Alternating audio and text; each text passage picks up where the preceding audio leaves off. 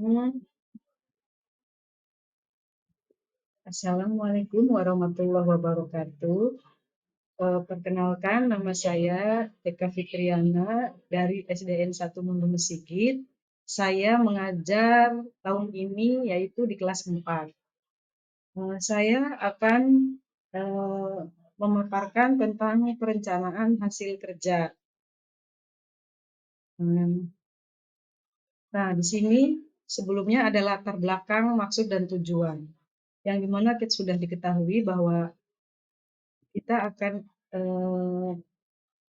mengetahui Undang-Undang Nomor 5 Tahun 2014 tentang ASN Pasal 6 Pegawai ASN terdiri atas PNS dan P3K.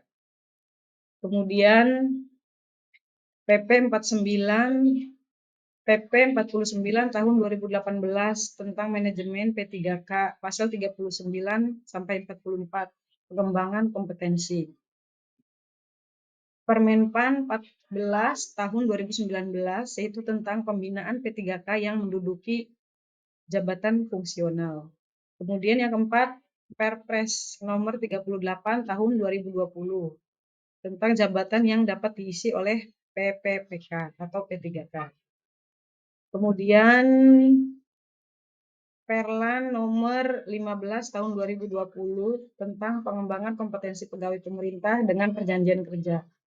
Dan nomor 6 yaitu Keplan nomor 289 tahun 2022 tentang pedoman orientasi pegawai pemerintah dengan perjanjian kerja. Nah, kemudian di sini nilai dan etika pemerintah Kabupaten Cirebon. Di sini kita mempunyai visi dan misi, yaitu visi kita yaitu terwujudnya Kabupaten Cirebon yang berbudaya, sejahtera, agamis, maju, dan aman. Kemudian misinya yaitu salah satunya mewujudkan masyarakat Kabupaten Cirebon yang menunjang tinggi dan melestarikan nilai-nilai budaya, tradisi, dan adat istiadat.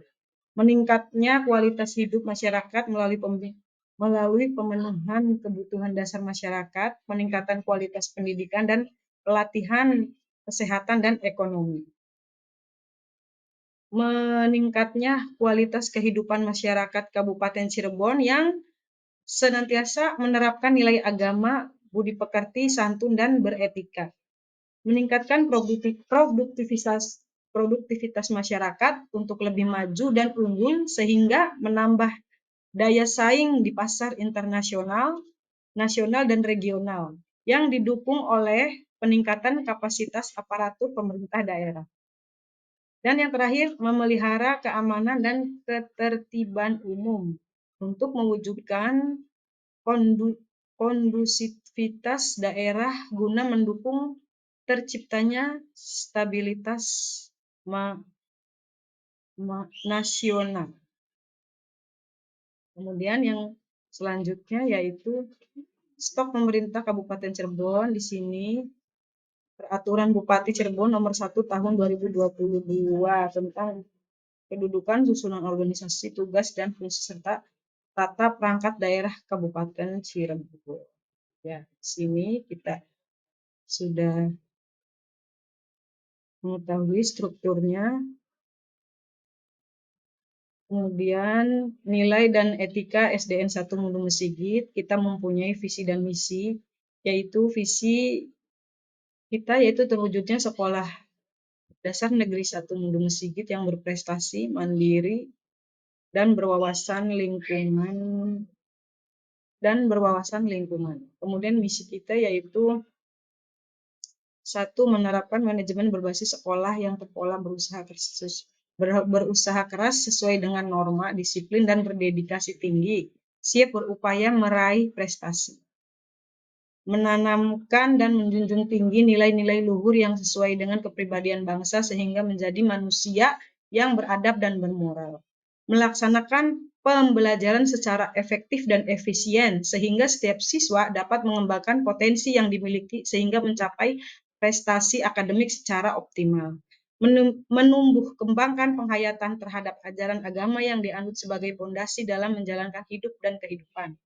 Mencapai lingkungan sekolah yang bersih, sehat, dan nyaman sehingga warga sekolah menjadi betah di sekolah, mencari dan menggali potensi yang ada untuk mengembangkan ilmu pengetahuan dan teknologi dalam menghadapi era globalisasi, menumbuh kembangkan semangat keunggulan secara intensif dan berkelanjutan kepada seluruh warga sekolah, menciptakan suasana warga sekolah yang harmonis dan kondusif dalam menjalankan tugas demi tercapainya tujuan bersama. Kemudian strategi di SDN 1 Mendung Sigit yaitu membekali siswa supaya terbiasa melakukan ibadah sehari-hari sebagai sarana untuk memperoleh pengalaman keagamaan yang bermakna dalam kehidupan. Dan yang kedua, memberikan wawasan pengetahuan tentang lingkungan sekitar agar siswa memiliki kecintaan pada nilai-nilai budaya, adat istiadat masyarakat di daerah tempat tinggalnya dengan tetap mengikuti perkembangan iptek. Ketiga, membekali siswa supaya mempunyai kompetensi dasar keilmuan untuk mampu melanjutkan pendidikan yang lebih tinggi. Kemudian struktur dari SDN 1 Mendung Sigit yaitu ada kepala sekolah, komite sekolah dan komite kelas, guru PJOK, guru PAI, tenaga administrasi, tenaga perpustakaan, dan penjaga sekolah. Tupoksi PPPK Unit Kerja SDN 1 Mendung Sigit yaitu tercantum dalam Undang-Undang Guru dan Dosen Nomor 14 Tahun 2005.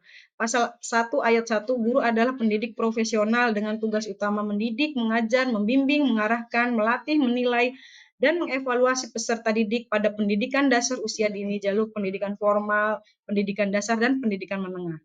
Pasal 20 ayat 1 merencanakan pembelajaran, melaksanakan proses pembelajaran yang bermutu, serta menilai dan mengevaluasi hasil pembelajaran. Permendikbud nomor 15 Permendikbud nomor 15 tahun 2018 berkaitan dengan pokok guru tertuang pada pasal 3. A. Merencanakan pembelajaran atau pembimbingan, melaksanakan pembelajaran atau pembimbingan, menilai hasil pembelajaran atau pembimbingan, membimbing dan melatih peserta didik, dan melaksanakan tugas tambahan yang melekat pada pelaksanaan kegiatan pokok sesuai beban kerja guru. Keputusan Kepala Sekolah Dasar Negeri SDN 1 Mendung Sigit. Ya. Nah, kemudian rencana hasil kerja yaitu saya mempunyai 4 kegiatan. Yang pertama, pembelajaran berbasis masalah, yaitu tujuannya membantu siswa mengembangkan keterampilan berpikir dan keterampilan pemecahan masalah, memungkinkan siswa untuk mendapatkan rasa percaya diri atas kemampuan yang dimilikinya sendiri untuk berpikir dan menjadi pelajar yang mandiri. Kemudian indikator pencapaiannya meningkatkan hasil belajar siswa, keterampilan, dan sikap. Ya. Kemudian rencana hasil kegiatan yang kedua yaitu evaluasi digital pemanfaatan Google Form. Peserta didik tujuan kegiatannya yaitu peserta didik dapat memanfaatkan teknologi informasi dan komunikasi sebagai sarana evaluasi pembelajaran. Indikatornya yaitu peserta didik dapat melakukan evaluasi melalui pemanfaatan Google Form sebagai alat evaluasi pembelajaran.